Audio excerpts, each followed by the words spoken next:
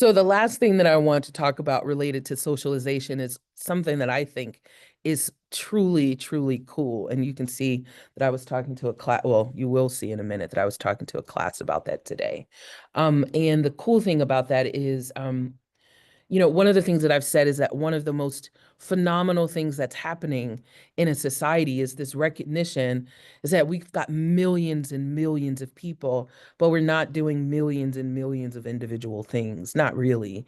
We're making these choices sort of within this structure, but we're existing as a society and we're figuring out how to be together and how to be good at it.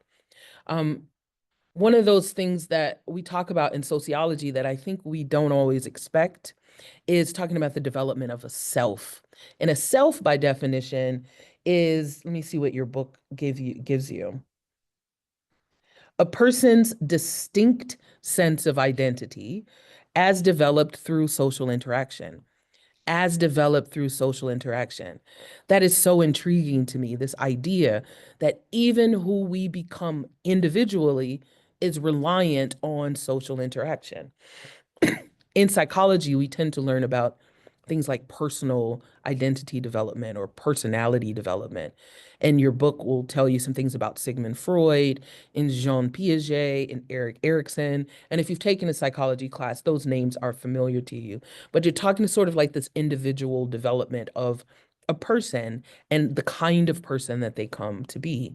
Well, when we're talking about the self in sociology, there's this cool idea that in order to even understand or develop a self-awareness, this unique, distinct identity, is not that you show up with it and you have it, is you essentially learn to separate yourself out of the rest of the world. Two names are important in this conversation. George Herbert Mead and Charles Horton Cooley. Your book in chapter one gives you a description of them or introduces you to them. And some of what I'm going to tell you, you should check chapter one for it, and not so much in chapter five, but they're linked, and your book sort of separates the talk about them. George Herbert Mead talks about the sense of self emerging through social interaction or experiences that little people have with play. So as a tiny baby, you show up. Again, you just show up into this world. Nobody asked you if you wanted to show up. You just open your eyes and all of a sudden you're here. Well, you also believe that you are the center of the universe. You have no context for what's happening. It's just you in your own mind, if you will, you behind your own eyes, and you're just looking at the world. One of the first things you learn how to do is imitate others. If you give the baby your phone, they'll put their phone to their face or somewhere because that's what they see you do with it, or they'll do this to it because that's what they see you do with it. They're just imitating you.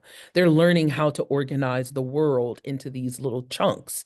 And so they just imitate behavior.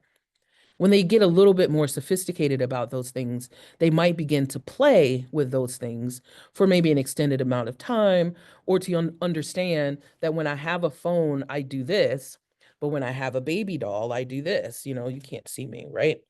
You learn how to play and sort of not just imitate individual behaviors, but you understand that some behaviors go with other behaviors. And as preschoolers, for instance, I might be playing with the baby doll while you're playing with the baby doll, and we know what to do with these baby dolls, but we're not exactly playing with each other.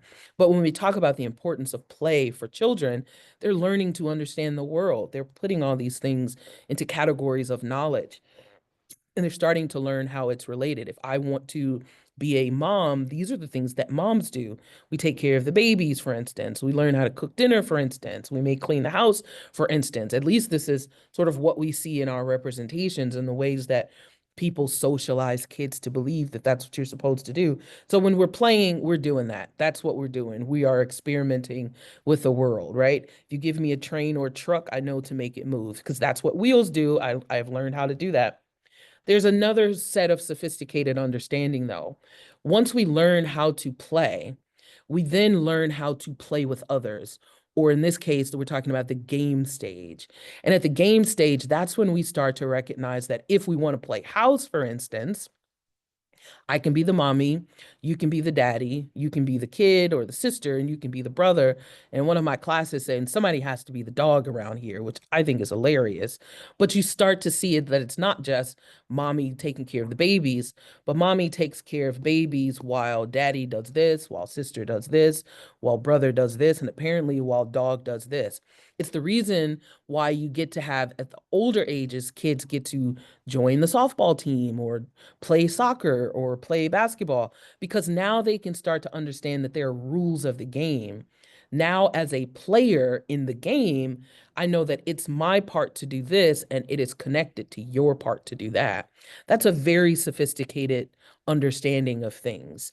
And we don't start out with that kind of understanding. Before we understand that, you might see a kid just be told, the only thing you have to do, little baby, for instance, is just crawl to the other side.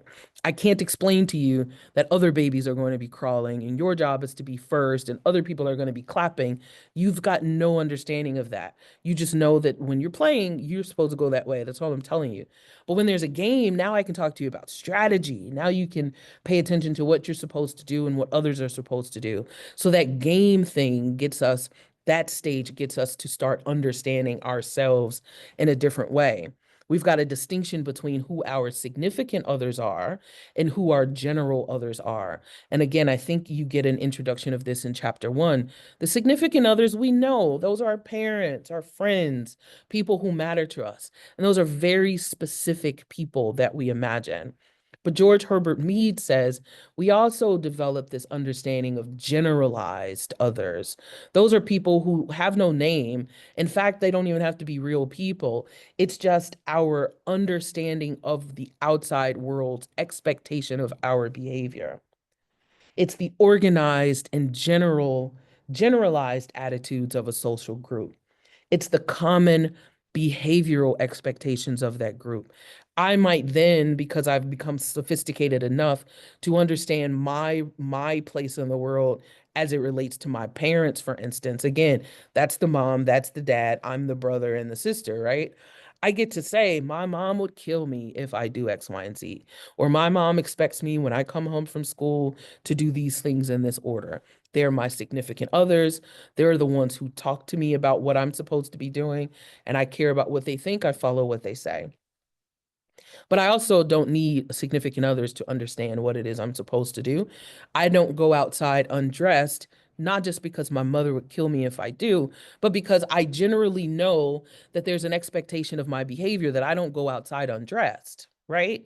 Um, so we get an understanding about who we are and what we're supposed to do from our significant others, but also for this generalized other, this general internalization of common expectations of the society around us.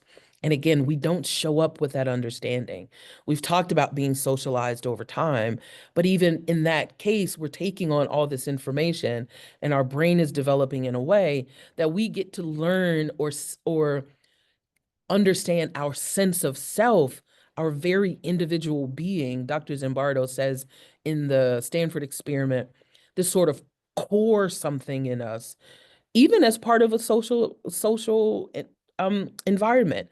We don't even have a sense of our individual unique and distinct identity, except as it is distinct from others. And we take that understanding of our significant others and these generalized others, and that goes into play. Charles Horton Cooley talks about this as the looking glass self.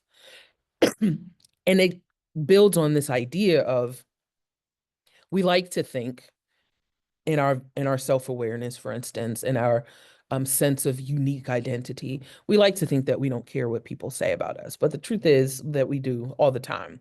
And he says there's 3 things that we do with this looking glass self. 1, we imagine how we appear to others.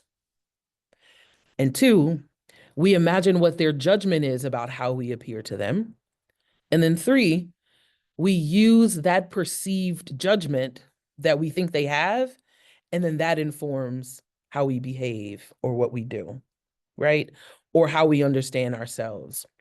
So imagine you walked into a mirror and you say, I want to wear this outfit. And you say, what would my friends think if they saw me in this outfit.